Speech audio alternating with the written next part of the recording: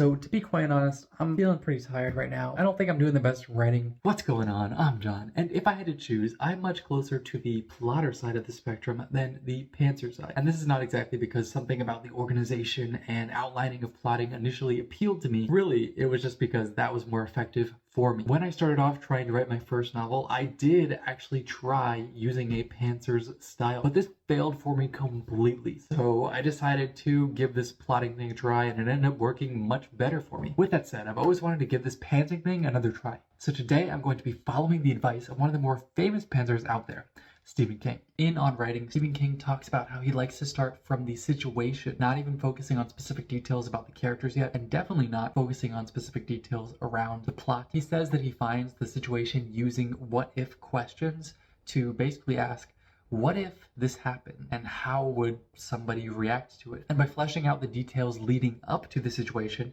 he further clarifies what the situation itself is, and also gets some basic information about the characters that are in this situation. With my research complete, I was ready to get started on applying Stephen King's method. So the first thing that I need to do in this process is actually find out the idea that I'm going to use. What is the situation that I'm going to rely on to tell this story? So once again, I'm going to be going through the list of ideas from the video where I generated 202 ideas in a day, and I'm going to look through those ideas and find ones that lend themselves to a situation-based story and select one of these ideas to use for my writing today. But first, before we actually get started on finding these ideas, I want to migrate to the living room. It is just after 5 and it is Sunday, which means that it's going to be very quiet for a while. So I'm going to migrate to the living room, I'm going to get comfy, and I'm going to get started on this project for the day. I really need more water. I'm thirsty. This water bottle is like empty. Forgot how hard it is to carry all this stuff out of here.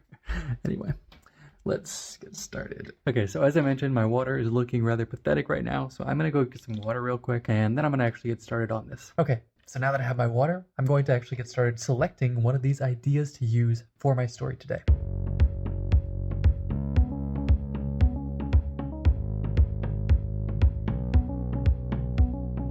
Okay, so I found 3 ideas so far that I like, and I'm just gonna look through each of these and see which one I think lends itself best to a situation-based sort of story. And then after that, I'm going to elaborate on the idea and try to figure out the backstory that led up to the situation itself.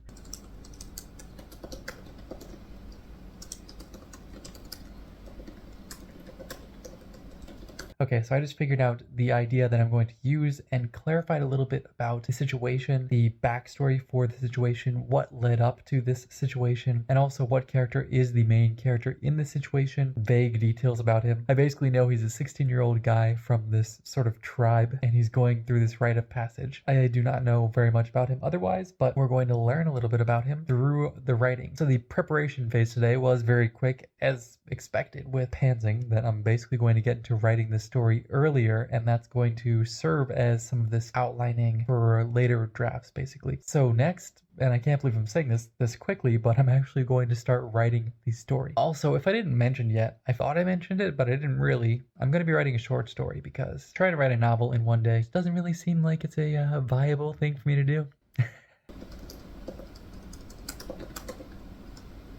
I never named the character, so I was just about to write like, wait, who the heck is this guy? And what even should I call him? So I'm quickly going to find out something to call him.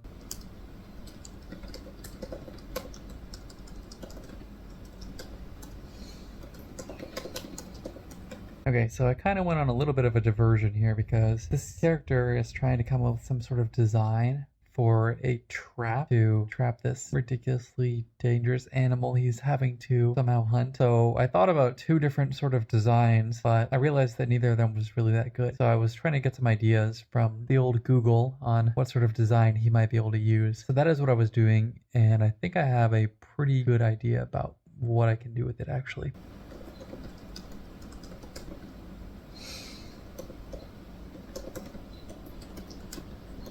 Okay, so I've been writing for probably a little more than 2 hours, excluding research time. So I have made pretty good progress so far. I'm at like 1,690 words. I'm finding it a little bit difficult to act without the structure that I'm used to, using the outline for each individual scene and knowing what the key moments of each individual scene are going to be before I write it. Those guideposts of sorts really help me figure out where I'm going with the scene and write it efficiently. So not using these has kind of slowed me down a little bit. I'm getting a little bit worn out here because I've already been riding for a few hours straight. I'm going to take a little bit of a break. Then I'm going to go on my run today. Today, my schedule, my appointed run or whatever, is 5 miles. So it's not too bad. It shouldn't kill you or anything like that. So that's what I'm going to go do next. I'm going to go out and do that run. So this look is strong. Okay, so literally I got about a mile in and I was so cold. It's literally closer to being summer than it is winter. But for some reason, it's like 45 degrees and really windy. My ears were completely dying, so I went back home to get a hoodie.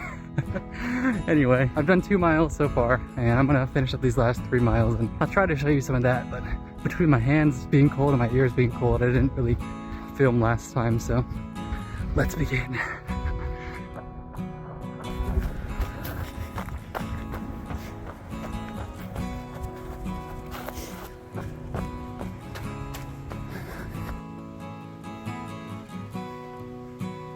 Get ready. Here's the big hill. I'm about to die. 1 shower later.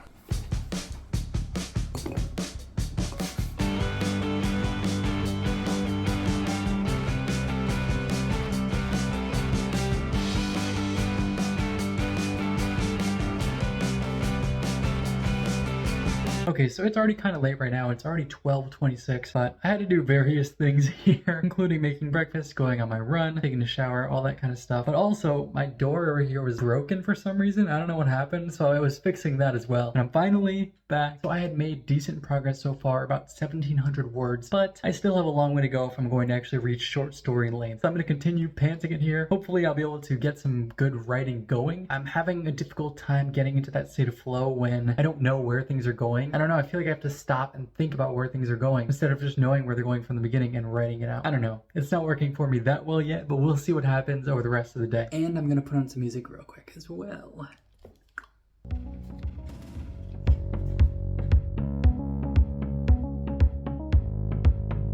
Okay, so I'm a little bit past, I think, the halfway point. I don't know. I just finished this scene at 2,580 words. I'm on page 10 now, and I'm going to see what I can do here for a little bit longer at least. I'm going to, at some point here soon, do some Japanese, but I think I'm going to wait until at least 2:30. So I still have an hour left to see what I can get done here with the writing. I would like to get 4,000 words because that would set me up to be in a really good position to finish the story today, but we'll see what happens. As I've said so far, it has felt a little slower for me today. I'm not entirely sure if that's all because I'm not really coming up with a plan before I'm writing these scenes, but that does seem like a reasonable conclusion. It's hard to compare to my last short story considering that I had so much thought go into that before it ever happened. Even so, I do think this is slower than I normally write.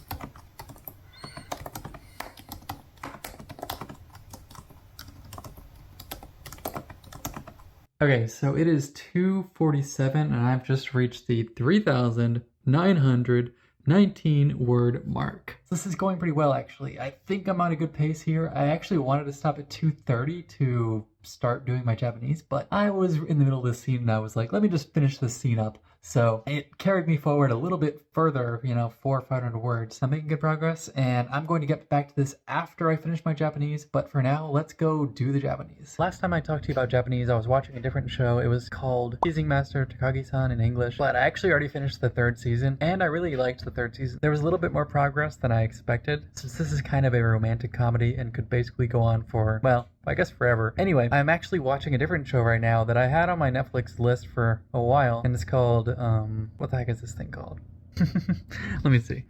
Oh yeah, it's called Love is Blind Japan. Basically, it's this reality TV show where these people meet each other, but they can't see each other when they first meet. Basically go all the way from just like not even knowing each other to somebody, well, not somebody, but eventually a proposal happening. And then they agree that they're engaged or whatever. And then once they agree that they're engaged, they're able to meet. And then we're able to see if something actually happens. It's totally cheesy, I guess. But the good part about it is that the Japanese is relatively simple, everyday sort of stuff.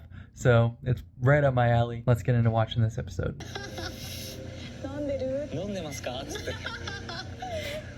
Okay, so I just finished up with my Japanese immersion for the day, and now I'm going to get back into writing this. I'm already at just about 4,000 words, so I'm doing a decent job with the story so far. I think I have a few more big scenes left, but I don't really know how many, because I don't really know how it's all split up, basically. Anyway, I'm just going to continue working on this and see where I get to.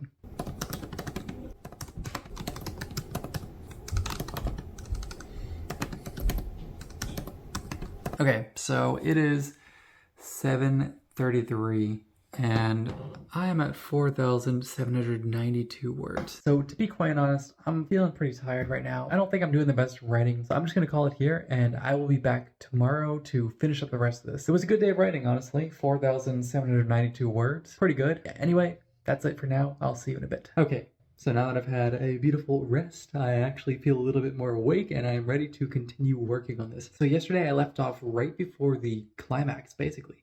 So that is the scene I'm going to be writing right now. Let's just get right into it and see where this takes me. I only have the vaguest idea of what is going to happen in this scene, so let's see what happens.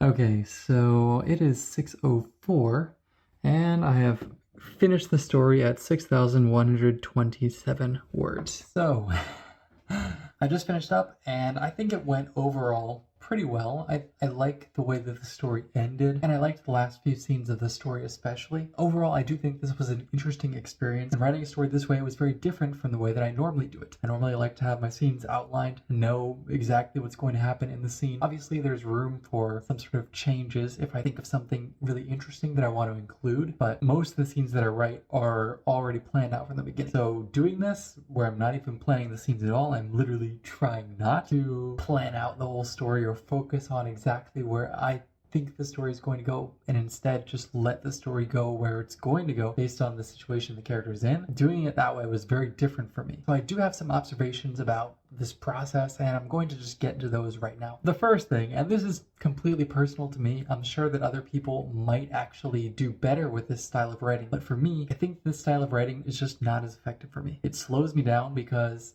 I have to spend time in the actual writing process trying to think of what's going to happen next instead of just getting everything down beforehand and being able to write through continuously without having to make these pauses for trying to figure out where things are going to go. So being able to actually plan things out beforehand, at least for me, seems to help a lot. And that's what I'm going to stick with for now because it is much more effective for me as far as like how much time I'm spending doing my writing and how much writing I'm able to get done. It's also more effective in another way because I think this story is a little bit less put together than some of the other things I write, because normally I have an outline. I know exactly how the story is going to function. I know that it's already put together well, that the plot makes sense, that the arc of the story makes sense. So because I already know these things, I don't have to think about them so much while I'm writing this story. And in this case, I still didn't think about them quite as much while I was writing the story. I tried to follow the story, but I don't think that always led me in a direction that would be the most effective for actually telling this story. So because of that, I think this story is a little bit more loose than the other ones that I make with plots, and I think that I would have to fix it up a little bit and use the bones that are present to construct a story that actually is more coherent and a story that's better. However, there was one benefit that I could see to writing this way, and I do think this is a valid benefit. Because you don't already have the plot figured out beforehand, you're more open to following the characters, to following the situation, and going where it actually seems like it's natural to go, rather than trying to lie to yourself and say that it's okay to bend the story and characters to your will and the will of the plot that you've already constructed. Doing it this way allows you to just let the story go where it's going to go, and this might be a good thing because you take the story in a direction that is more natural and more effective. And another benefit I did notice while doing this is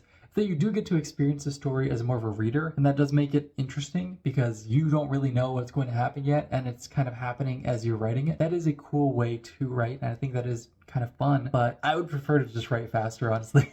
I don't think I really need that necessarily, because I enjoy knowing where the story is going and being able to make those events that were in my mind come to life is fun for me. I don't necessarily need to experience it as the reader would to enjoy the writing process. So those are my general conclusions from doing this process. It was a fun experience overall, and I do think that this is a good way for certain types of writers to write, and this is very valid. Obviously, something a little bit more in the middle where you're doing a little bit of outlining, but you're also keeping things open, I think is a good sweet spot for most people, and that's kind of where I am. Like, I keep things open, but I also like to at least have some idea about where the scene is going to go, so I can have that as the backbone for the scene, and if I decide to change something, that's perfectly fine, but that's always there to fall back on if I need it. So if you like this video, make sure to smash that like button so that YouTube knows to share with other writers like you.